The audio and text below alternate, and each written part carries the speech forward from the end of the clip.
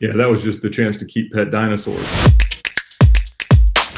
Thank you so much for your time. I'm going to be really honest with you. I emailed 3 people the same day I emailed you. You, Joe Rogan, and Russell Brand. Lovely company to be in. Very, very much so. Russell Brand more for a mental health podcast that I wanted to do. You obviously for the business side of things, and Joe Rogan just as a shot in the dark, just because why wouldn't you? Why wouldn't you ask to see if you could get him on? And when I got the email back from you yesterday, I was on the way back from the shop to get some wine for dinner, and I'm going to be honest, I was not cool about it. I went super fanboy about it. And then for the people who are watching this, I was so excited that Ed Bolian was going to come on my podcast that I was emailing back and forth, and I'd had a glass of wine at this point, and I read it back this morning, and it was just me sending like paragraphs, and you going, yeah, that's fine. And then I'd send, because I was so nervous, I'd send like another load of paragraphs, and yeah, it's fine. Don't worry about it. And I read it back this morning and went, I wasn't cool on the emails either. I wasn't cool in real life. I wasn't cool on the emails. It's all fine. I enjoy these a lot. I get to put to do them, and it's a ton of fun because everybody's got different versions of similar questions, and so I usually don't worry too much about them. But by all means, I'm looking forward to talking. So yeah, what I normally do is ask someone to do a brief sort of introduction for people who don't know who they are. It's probably hard for you to do a brief one because of how much you do. But do you want to give, based on the context of this being about sort of motivation for people to in the UK, I don't know what it's like where you are right now, but most of my job and most of my day revolves around speaking to people in HR, speaking to senior directors in that industry in the UK. And there's going to be a lot of redundancies coming when we stop our furlough payments in October. And there's going to be a lot of decisions to be made about what people are going to be doing. There's a lot of people that are sort of demotivated by that. And there's a lot of people who don't know what a lot of people in positions. Most of my audiences are recruiters, and a lot of people who are going to be making the decision, should I start my own business or should I not? So based on sort of that context, taking a leap of faith and starting your own business, do you want to give sort of a brief introduction to who you are and to who you are? Sure, happy to do that. Yeah, so my name is Ed Bolian.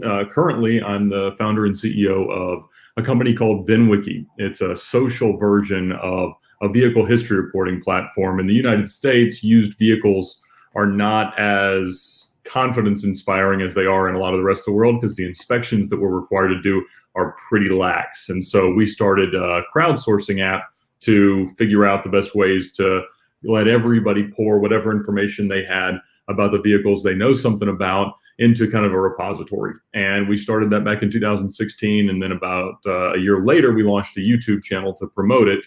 And that's really become the cart driving the horse. But prior to that, I grew up in Georgia in the US and went to college at Georgia Tech, the Georgia Institute of Technology, mostly in engineering school. I thought I might want to be an automotive journalist, and the idea of having a mechanical engineering background made some sense.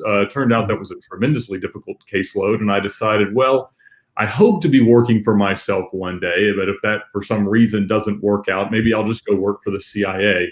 So I ended up studying public policy, political science, and not using that either. But I was pleased to have, had some time in university and to get to go to college and enjoy that. But at the same time, I always knew that I wanted to be out doing something where I was a little bit more in control of my own destiny, and knowing that if I'm an employee, I'm going to be trying to add value to a larger organization. The best way to reap the benefit of that additional value is to own the company. And so while I was at Georgia Tech, I started what was actually my second business. It was an exotic car rental company. In middle school, I had started a business breeding albino iguanas in my parents' basement. And so I did that for a bit, not terribly successfully, but learned a lot. And with the rental car company, it was very much like, if you're going to go broke and declare bankruptcy from being overly leveraged and have too much debt, college is a great time to do that. And so back then, this was 2006, you could pretty much get a loan for just about anything by asking for it. And so as a 20-year-old person without any verifiable income, I got a loan for a Lamborghini Gallardo. Wow. And began expanding the rental fleet from there and grew it to several cars. It's not something you need a ton of cars. I had usually kept about 5. and would rent them out for the day or the weekend of the week. And it was a whole lot of fun. Again, learned a lot about business, a lot by some of the risks that just didn't really catch up with me that certainly would have. That industry now is terrible, and people try to steal your cars every day. But again, enjoyed that, and really enjoyed, there's been something about my past, my career, that and my personal interests that has always been, think of that dream, that crazy idea, whatever you could ever want to possess yourself with, that you could chase, and then find the shortcuts to get there. It's usually a whole lot easier to have whatever it is that you think you want than people think, because most people get caught up in all the reasons not to do it. And so with all the businesses, all the things that I've done, it's usually been just taking that leap of faith and then just letting the cards kind of fall as they may. Fantastic. There's something that you said in there that was, I'd like to ask about. You said you've always known you wanted to work for yourself, or you've always known that you were going to be in this sort of position. Do you know where that comes from for you? Do you know where that sort of drive to want to, apart from the iguana business, do you know where that sort of drive came from in the first place? Yeah, that was just the chance to keep pet dinosaurs when I found out we really had them. So when you start thinking about the draw towards entrepreneurship, people think it's so that you can make your own hours, work when you want, and live this lavish lifestyle. Obviously, that's not the case. And anyone who has spent any time owning or operating a business will say, no, quality of life is so far down the priority list that it's really not the outcome that you need to be searching for in entrepreneurism. That being said, you do get a freedom that offers some benefits. But the biggest thing for me is that in whatever I've always done, becoming content has always been the challenge, right? I'm always trying to strive for something way out there, like way beyond whatever it is that I, could figure out a way to do. And so that need to innovate, that need to constantly improve, to reach further, to achieve more is kind of dealt with most effectively in entrepreneurism, because you kind of get the chance to push the envelope, to reinvent yourself, and to do a lot of the things that in a constrained, very specific job, you're probably going to need to get a promotion or move to a different company or do something a lot more drastic in order to give yourself that latitude and that freedom to make things better for yourself. And that's really where I knew that in entrepreneurial circumstances, that would be a benefit. Additionally, like I said, if I'm going to add value to an organization, I want to be able to reap the reward of that value. I want to have a cut of whatever that action is. It's always nice to have a smaller cut while somebody else still makes sure the boat keeps floating, but I haven't found that arrangement just yet. Yeah, I know what you mean.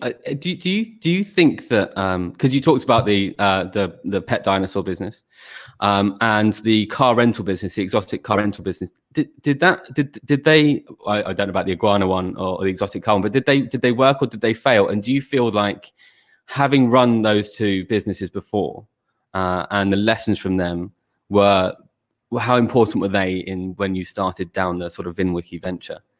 They were absolutely critical, but not for the reasons that would be most obvious. Neither were significant financial wins. Like they weren't terrible decisions by any stretch. They were successes, but they were really successful because of the path they sort of offered moving forward.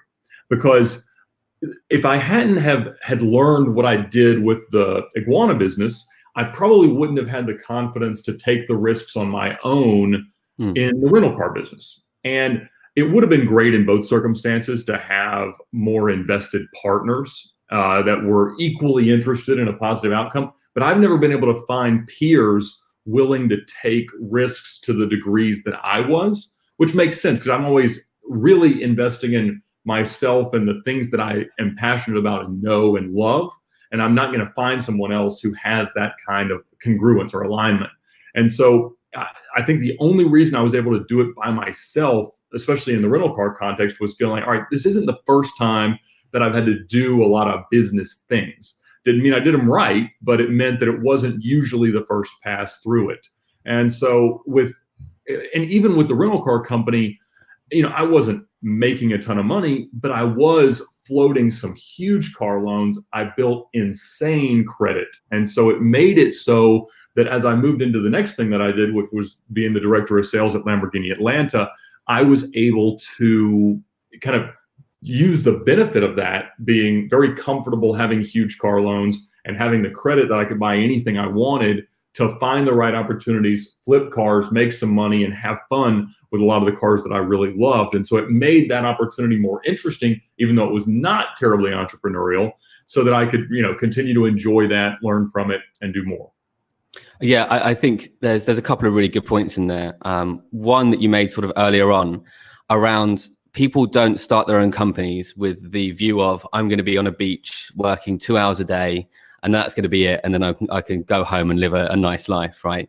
For anyone who started a business, it is one of the toughest things in the world to do, especially if you're starting it alone. I know that from experience. You know that from experience. And it's one of the, you end up working, twice as long. And something that someone said to me recently about this was, and this is, I want to get onto this next point, your passion for cars and your passion for the industry. Don't start a business unless it's something that you are passionate about. If you are starting it with the idea of so that I can earn money and have a more relaxed life, it's very unlikely that it's going to be a successful business. Because for you to get through sort of the hard times and the tough times in any business, it has to be something that you consider, your baby, something that you are passionate about. Which brings me on to cars. I think I remember vaguely one video that you put out on the VinWiki channel where you were talking about how when you were much younger, you would go and test drive cars, or you go and convince dealers to test drive their cars. How young was that, and where has this passion for cars always existed, or is this where does it come from as well? So my passion for cars did not really pre-exist my opportunity to drive them. I didn't grow up in a car-loving family, and so my dad likes to have a nice enough car to drive to work, and he has a Porsche 911 that he's got 90,000 miles on and drives every single day, and that's terrific. But he was never going to show me how to go into the garage, wrench on something, and do something like that. So I didn't come by it that naturally. But I had a lot of friends that were car enthusiasts, and so that would be what we would talk about. And it was an obsession that I got partially because of the thrill of the chase of, there are these great cars out there that we can aspire to own and drive and have and use. And I thought that was a really, really interesting goal, because everyone can relate to the automobile, but certainly most people don't define their lives by it. And so the chance to take something that was relatable, but make it extraordinary in the context of how people might understand me, I thought was pretty interesting.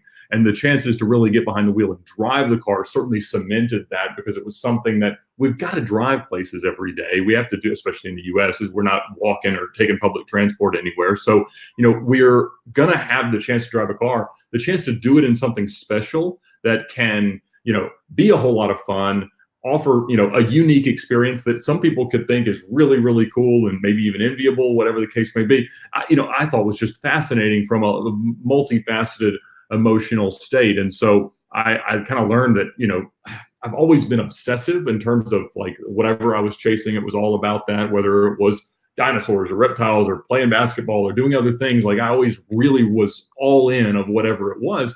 And so when it became cars, the fascinating thing is, well, there's only one crocodile hunter at a time, but there's a whole lot of professional car people. And there's all these different ways that you can engage in that industry, both in a traditional sense and certainly in an entrepreneurial sense as well. But what you said there, I think, is fascinating, because you said if you're not passionate about something, you shouldn't expect the business to be successful.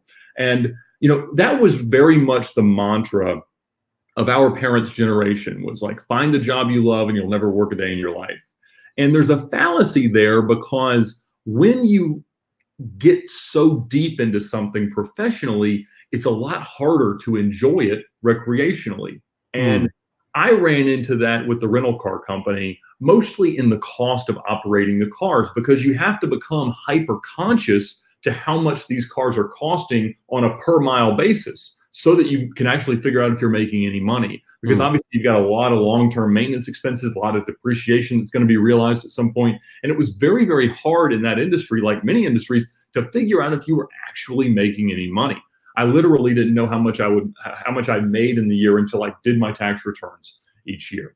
And so I've pivoted a little bit in my understanding of that idea into the only way that you're going to have a lot of confidence in the success of an entrepreneurial venture is to learn or decide that you are uniquely qualified to do that.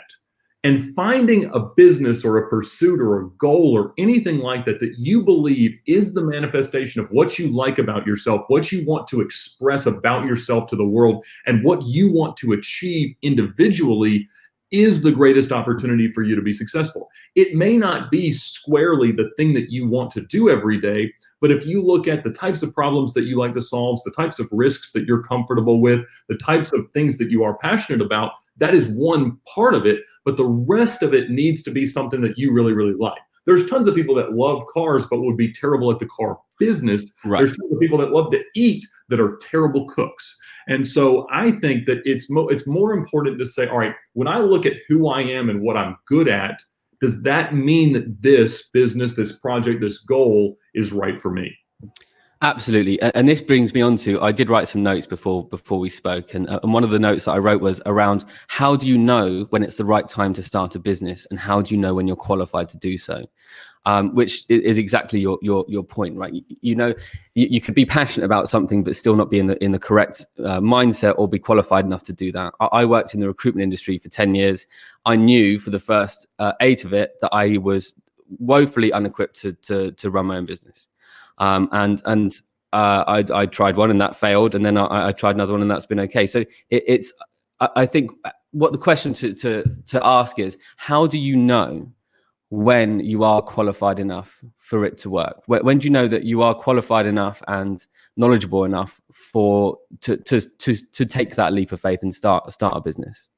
Well, it's always going to be a bit of a leap of faith. You're going to be accepting risk to do anything entrepreneurially. And that's really what makes it fun and worthwhile. But you're not ready until you know enough about yourself to have decided that you are qualified for whatever it is that you know the job to be. So if you don't know what the real job is, what it really takes to be successful, obviously you're not there. And the easiest way to do that is exactly what you did: work in the industry.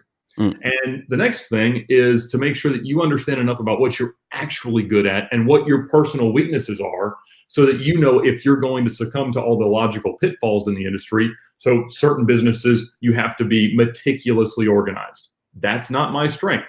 If I will think of an idea, deploy it quickly, and enjoy learning through failures and things like that. But, if you look at my accounting and everything else that goes into, business operation, I'm pretty awful at it. And so I've had to look at different opportunities based on that lens, saying, all right, this is cool, but it's not for me. But when it comes to figuring out what the actual opportunity is within the industry, I think that's really, really critical. So like I said, after I had kind of run the exotic car rental company for about 4 or 5 years, it had run its course a little bit in terms of the quality of the business model. And what I mean by that is that because of the economic circumstances in 2008, 9, and 10 in the United States in particular, the economy had gotten so weak that anybody who really wanted to be in an exotic car could just go buy one. Loans were getting pretty easy to get. Cars had depreciated to pennies on the dollar. And most of the customers that I had that were using that business model as an ownership replacement product were no longer able to make that make sense. Like, they were having to spend now more to rent the cars than it would have cost them. Whereas 6 months prior, 10 months prior, they were probably just going to be avoiding depreciation, avoiding maintenance that was expensive and took time to do, and the interest rates had gotten to be insane, even if they could qualify. And so at the point of inflection there in the economy, I didn't have good customers anymore. They had all bought cars. So the quality of my customer base and the way they treated the cars really started to wane. So I started to look at other opportunities, and one that I'd always been, curious about was a dealership, right? So you like cars, why don't you try to sell cars?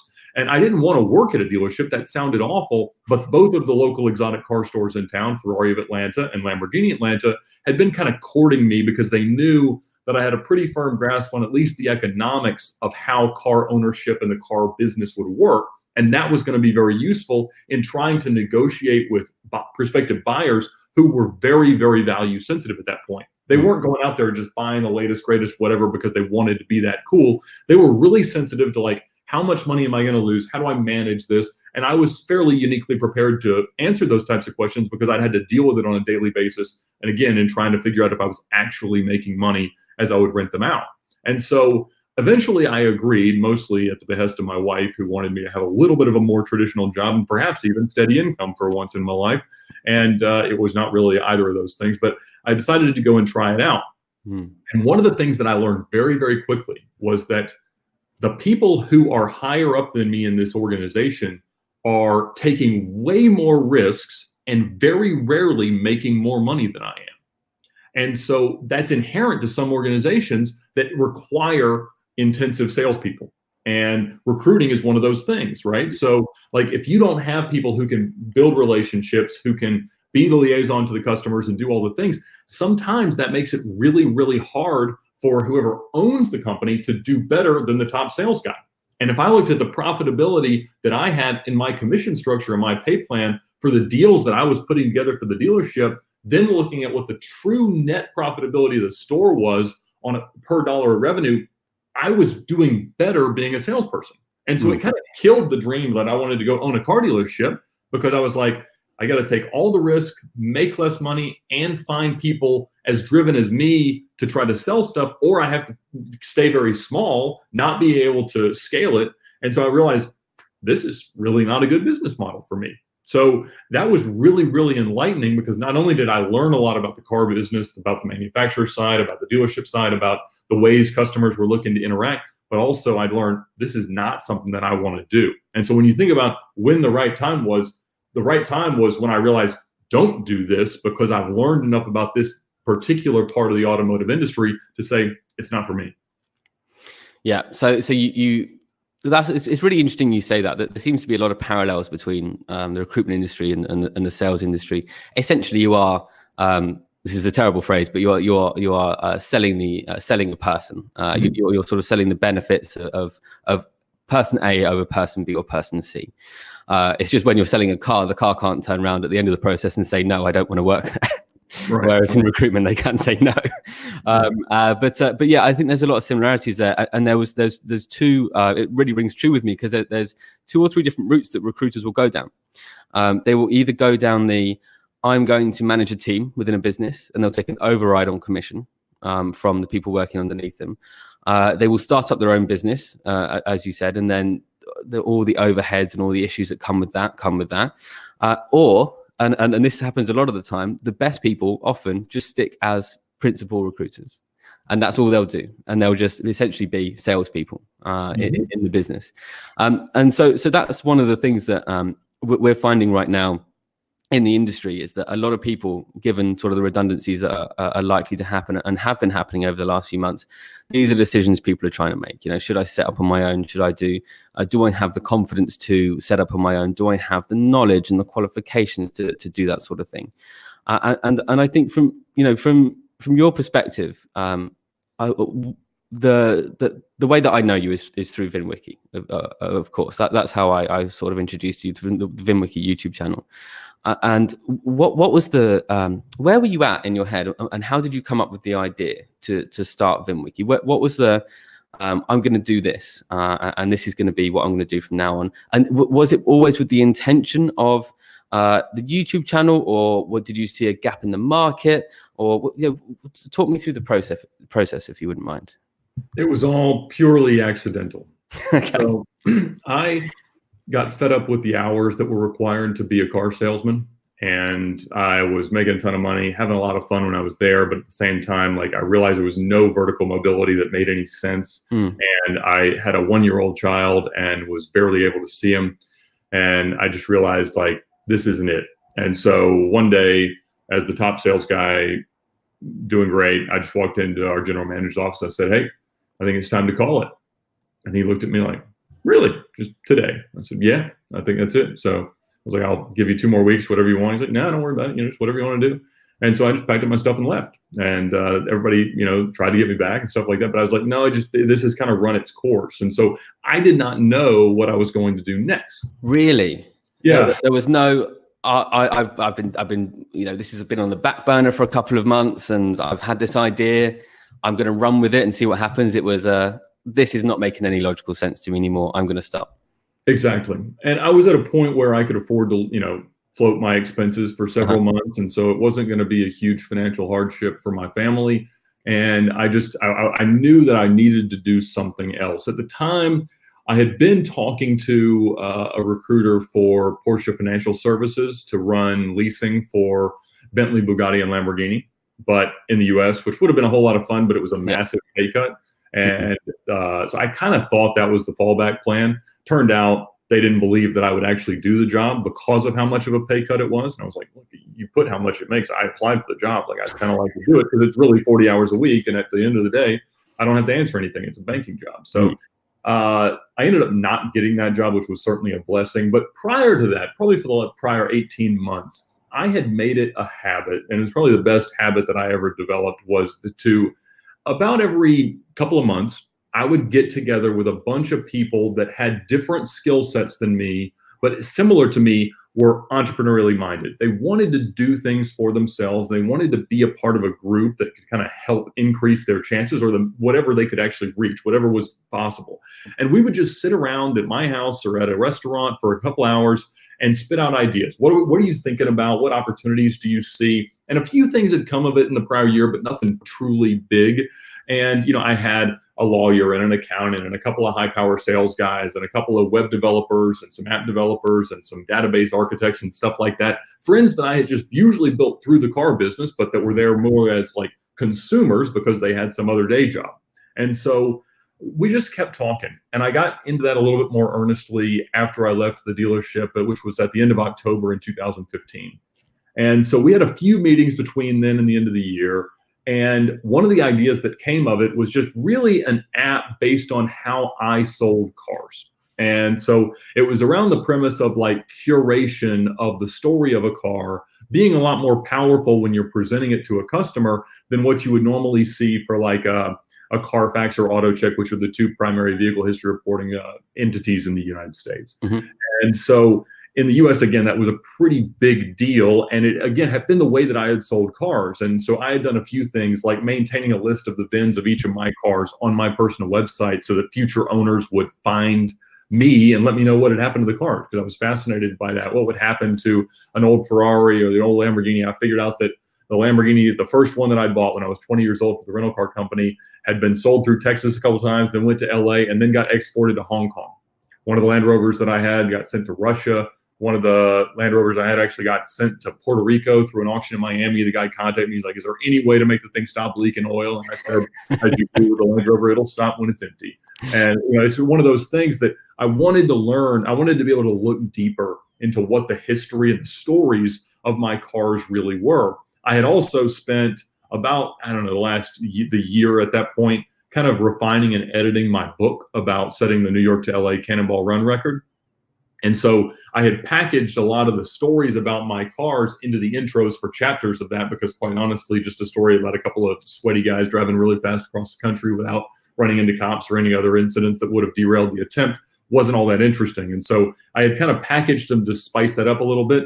And so a lot of it was kind of close at hand. And so I was expecting just to kind of play a role of product vision and marketing and stuff like that in a broader organization amongst some of my friends who had all volunteered. Said, look, I have some extra bandwidth. I have some time. I could do this for that project. And so all the pieces kind of came together to build this app and to try it out.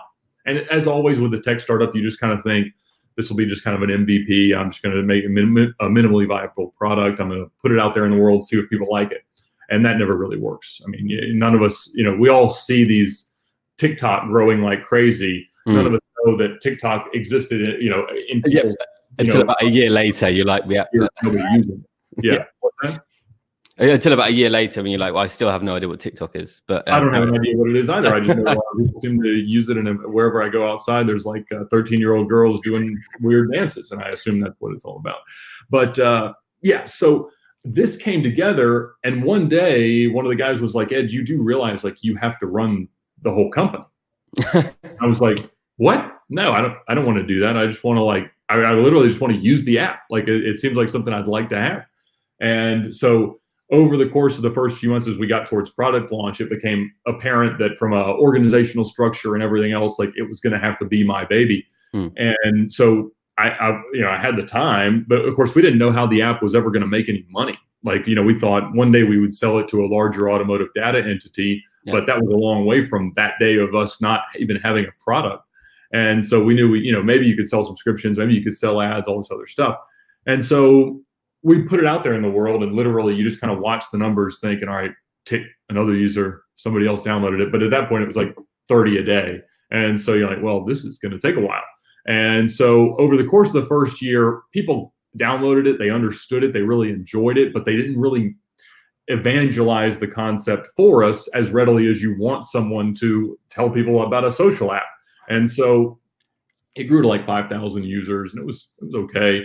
But the only ways that we really had success marketing were to pass out T-shirts at Cars and Coffee meetups, which were, I knew that's a $5 cost of user acquisition. And I'm like, I don't have $250,000 to get our first 50,000 users. So we're going to figure something out here. And so I'm like, all right, well, I guess we're going to have to figure something else out. So I started to let YouTubers borrow my personal exotic cars that I still had huge loans on and when they would drive them and talk about how much they liked the car, they would say, hey, this is from Ed and he owns VinWiki. It's a cool social vehicle history reporting app. Y'all should download it. And we'd get users. So I knew that the people who were consuming automotive videos on YouTube were very quintessentially like who we would want. And that was really the only success that we'd had in marketing. I had tried Facebook and Instagram and all the other ads and things like that, and nothing was really working. And so the chance to use those to really build the audience was definitely, looking like it was going to be a lot more effective. And so I figured, all right, we need to make some YouTube videos because that's where they're at. And I had never even feigned the idea that we could develop our own YouTube audience, because I'd been friends with Tavares and Doug DeMuro and David Patterson, that dude, a lot of these guys for years. And like, I remember I thought, this was a pretty early idea back in 2016 to talk about like an influencer round. And so I was going to give like 1 point of equity to a handful of car YouTubers, at which point there were only like 10 prolific automotive YouTubers. And I talked to DeMuro and he's like, yeah, no, I don't do sponsor deals. It would delegitimize my channel. And the idea that anyone would be making a living off of YouTube at that point in the automotive space was farcical. DeMuro probably had like 200,000 to 300,000 subscribers. And, and I was like, Doug, what are you talking about? Like, you're a journalist for Jalopnik at that point. And he was like, yeah, no, I can't delegitimize myself to my audience. He was obviously extremely correct in that, but it was an insane concept to be that sensitive to what the internet would think about what businesses you might plug. And so I thought I'd make videos and give them to somebody who already had an audience, and they would just release them as VinWiki car stories on their own channel. And to my surprise, no one wanted free, well-produced, interesting content. They thought, no, they watch my channel to watch me, and that's all that matters. And so I'm not interested, and they all turned me down. I'm like, well, darn it. So we'd shot like the first 25 of them in a day in my warehouse. I just ordered a bunch of pizza and beer, and we just sat around telling our best car stories. And so I had those 25 ready to go. So we just started releasing them. And I thought, well, if they get like 2,000 views each, maybe we'll make some more, 50,000 views across 25 episodes. And they ended up getting like 800,000 views, and it just started to grow. Now, it didn't mean it started to grow like, oh, I'm immediately like a rich YouTuber. No, it took a very, very long time. I remember the first time we made $100 in a day. I'm like, wow, like this is how much my elementary school teaching wife makes. And I just made an internet video. How about that? So I was like, wow, this could become something. And so that was probably 6 months in. And then, eventually it became, all right, well, I need to make this my full-time job, of all preposterous things to say that you do for a living. And, now we're 3 years in, or 3 years yesterday, June 25th of 2017 was the first video release. Has it only been 3 years? Yeah. Yeah. Wow. The growth in 3 years is insane. It's nuts. I mean, like I said, I don't even know, like the way YouTube works, like you can't really back into how you make money. Like the analytics are strong. There's a lot of data, but like I could never say, oh, YouTube, you underpaid me this month, because I don't know how it works. Like I understand there's an ad rate and there's views and there's view time and all this stuff, but there's so much mystery in the ways that it's all calculated, like you don't really know. And so it's a very fragile feeling of making money. And it always feels like the rug could get pulled out from under you at any moment. And I guess it could, but it's been going on a long time for a lot of people that get a lot more views than I do. So I guess it'll probably keep working. I mean, it's working. I can't believe it's only been 3 years. Compared to the other two people that I emailed, other than you. There you go. They've been around for 10. Lesser interview guests, right? Have you ever done anything that with VinWiki in the YouTube channel you thought, I shouldn't have done that? Or I would have done that differently if I had the chance to do it again? So I've always had the attitude that a good answer today is a lot more valuable than a perfect answer tomorrow. I think part of what has made VinWiki work is me not getting so caught up in this might not work out. And so, there have certainly been pitfalls, been shortcomings, been failures of VinWiki. But when I look back at anything that I've done in my life, I have always seen how the failures or the things that were really, really bad in some moment became so useful in the future. And it's one of those things that lets you really understand what a valuable thing forgiveness is, willingness to fail, all the things that people are so afraid of when they think about being an entrepreneur. Yeah. They end up being the most useful things. And if it hadn't been for some things that in the moment were the worst possible thing that could have happened, legitimately, like anybody would have agreed that is a bad, bad thing.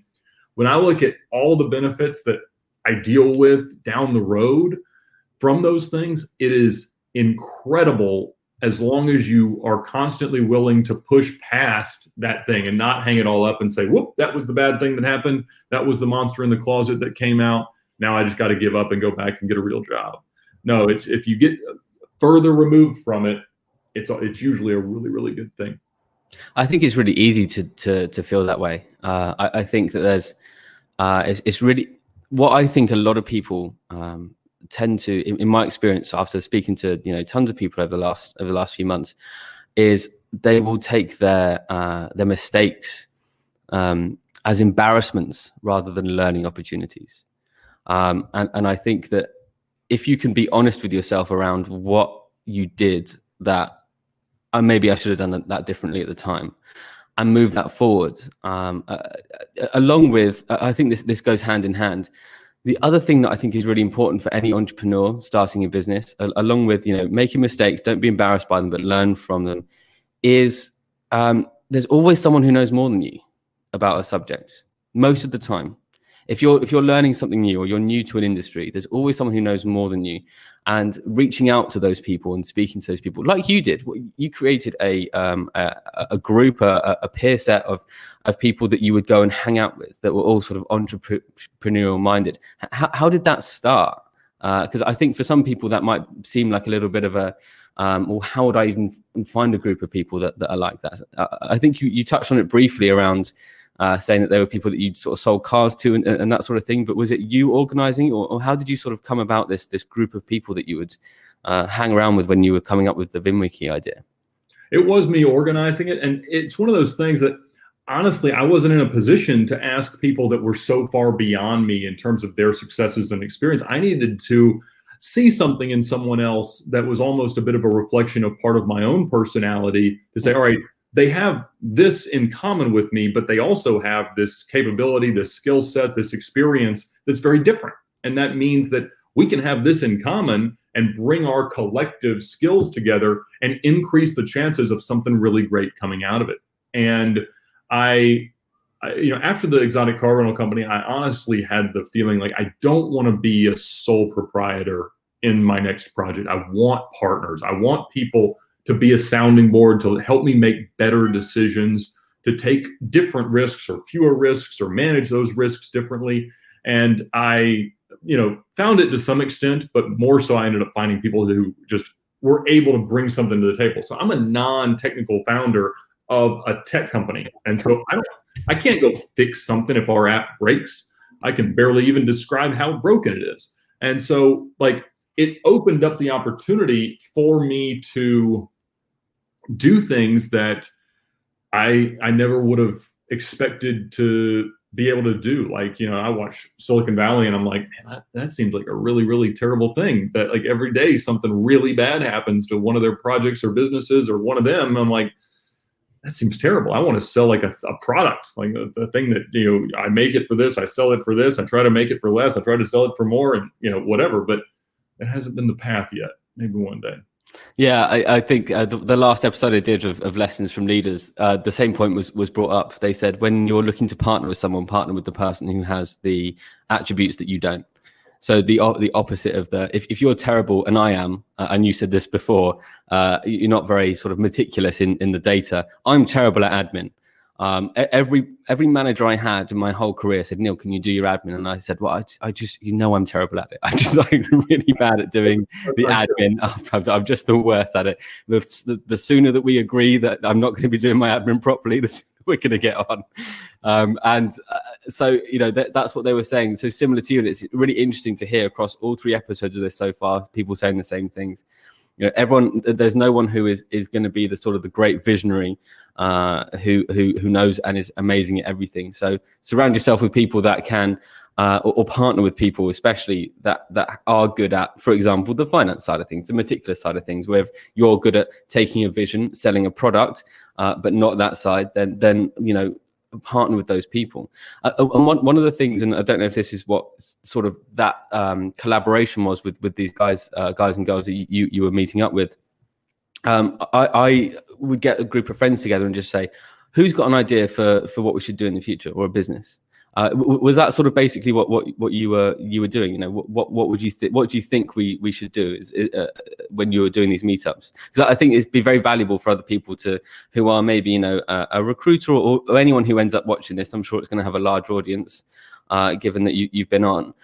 Anyone who's thinking about setting up a business, who may feel a little bit alone right now and a little bit, you know, what do I do? I don't really have any people in the industry. What sort of people that you arranged to meet up with? In what way did you sort of find the people to arrange to meet up? They were people that you worked with in that sold cars too. Is that right? In most cases, yeah. So you're talking about a group that sort of radiates from, you know, your sphere of social influence, whatever that is. And fundamentally, the biggest hurdle there is that it's got to be people who you trust. Yeah. And if you're going to at least go into the process of going into business with someone, you need to make sure that they're the right kinds of people. And I haven't batted 1,000 on that, but we've done okay. Yeah. But when you're there, you're going to talk about what opportunities do you see? And so a business should usually come from an observation of a market failure, of an opportunity, of something like that. Sometimes it's, I'd really like to do this. Can we figure out a way to make it happen? That's usually not the way to make the most money, because really sexy businesses, they don't have to pay people much to do them, because they'll have fun doing them and they'll treat it as fun rather than a job. And as long as they can eat, they'll usually be okay with it. And so we would have conversations like, you know, what are you working on? What ideas do you have? What do you think is out of reach? And can we collectively bring it into reach? And I think that was a good way to go about it. I think we found some really good people, and we learned very quickly, like, this guy either isn't into it, doesn't bring anything to the table, or just isn't the right kind of guy.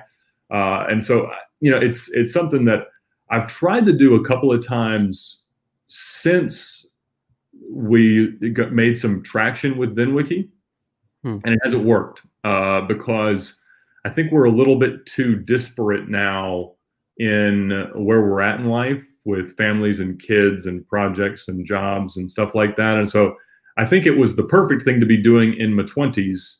In my 30s, I've had a lot harder time, and I don't know what to really glean from that, other than, you know, we all are better at things now. We probably all think a little bit more highly of ourselves and our skills now. And I don't know if that's making us more closed-minded in terms of what we need. At that point, we were all like, everybody knew they wanted a project, like they want something to do there. And it didn't mean that all the ideas were good or creative or interesting or viable. It just meant that we were approaching it in earnest. And if you have that mindset, there's incubators, there's tech hubs, there's entrepreneur centers, there's so many places where you can spend time that it will become a useful opportunity. And I think that's where, just putting yourself out there and saying, look, I'm good at these three things. I may not be good at anything else, but if you need something like this, that is what I'm good at. And the most important thing when you approach that is, this is what I need. So if you need no money for the next 2 years, you can hop on any early stage venture and people will very much appreciate your help, because everybody's going to be like, hey, could you help me pay for rent and food? And so if you're in a position where you want to take some entrepreneurial risk and you can say, look, I really believe in what you're doing. I agree with your understanding of a problem that exists in the world. I believe I can add this, this, and this to what you're doing, and I don't need you to pay me for the next 18 months. They're going to go pull up a chair. And so a lot of it's in how you frame your interest. Absolutely. And I don't think you would be in a position to do that with a 1-year-old, would you? Like you were saying before. No, of course, you go broke a lot less quickly than you think you will. It was 2 years between when I left the dealership and when I made any real money. Really? Yeah. I mean, 2 years. Yes. Yeah. Wow. Because, so the first year was really the first 18 months was getting to the 1 year point with the app, at which point we hadn't made money. There was no viable way to at that point. There weren't enough users, even if we had a great ad platform and we were out selling stuff, and they weren't going to pay us any money to use the app. Then we started the YouTube channel, and then it took about 6 months. I mean, literally for it to make $1,000 in a month. I mean, it wasn't like a thing. So, and now all the money comes from YouTube. Now it's kind of diversified. So we sell merchandise and stuff for the YouTube channel, but people are buying shirts that say VinWiki because they like the car stories more than they like using the app. Certainly people love using the app, but it's like that I never would have expected to use our marketing to make a living so that I could keep growing the app. Like that doesn't make sense. But keeping an open mind, being willing to continue pushing is what created that opportunity. And, it's hard to explain how it worked. And there's nothing prescriptive about how VinWiki works that somebody could say, look, other than keep pushing, have an open mind, and be okay making money in an entirely different way than you set out to, even if you didn't even set out to make money with it at all. Do you feel like you've become a lot more risk adverse the more time has gone on? Yes, I think that's like if you had your mind and brain now, and you were back as a teenager or an early 20-year-old, that you would have taken the same risks that you this time round, knowing what you know? Well, if you put me in my life circumstance, in me as a 20-year-old, where I now have children and stuff to lose and things like that, obviously I don't make the same decisions, but I wouldn't have gotten to where I'm at if I hadn't taken the risks that I did. So I wouldn't change anything that I did. Even things that I now know went so badly, I would much rather have them gone badly because of where it's put me now. Yeah. So literally, I would not change a single thing about my past because I'm happy where I'm at, and I see that if idiot customer hadn't blown up the motor on my Lamborghini Gallardo that cost me $50,000 to fix when I had $5,000 to my name, if that hadn't happened, then a whole bunch of things that I'm really glad did happen now, I know wouldn't have happened because I wouldn't have made the same connections. I wouldn't have had the same outcomes. I wouldn't have. So it's so hard to look back and say that the risks didn't make sense, because even the ones that played out badly were 100% worth it. And also, you wouldn't have all these amazing stories to tell on the VinWiki YouTube channel. If it had all gone really well. I did this thing, it went well, and I was happy. It just would have been one video. Yeah, so I started as a dealership, and it was all right. I sold cars, had fun, went home. It was all right. No, nothing bad happened. Yeah. Amazing. So we've only got a few minutes left. Thank you so much for your time again, Ed. It's amazing to speak to you and amazing to hear you talk about how the advice you've given and how you sort of got from selling baby dinosaurs to running the successful VinWiki channel. But if you had the whole reason of this podcast was I'm trying to motivate people who are in the coming months going to be in a struggling situation, both from sort of a motivation standpoint, should I start my own business standpoint. If you had, it doesn't have to be one piece of advice, but if you had one last sort of statement to people who are in that situation, who are, think back to early 20s Ed, what would you give that? What would you say to those people? I mean, like I said, the risks that I took were not insignificant, and I knew that there was a reasonable chance that I could totally fail, go bankrupt, and things like that. And I'm very pleased that I took the maximum level of risk that I was comfortable with. That was probably more than ever would have been responsible or seen as responsible. But there's a lot of ways to take risks. One is certainly with money or credit, things like that. But the biggest one is time. And be willing to risk your time working on something that can change your life. And it's, there's a lot of hours in a day. We use them in a lot of frivolous and useless ways. Don't be afraid to get somebody in a room and say, look, it's 2:30 in the morning and we just need to think through what this opportunity is. And again, deploy something as fast as you can. Don't worry about all the things wrong with it, all the things that could stop it from being successful. A good answer today is a whole lot better than a perfect answer tomorrow.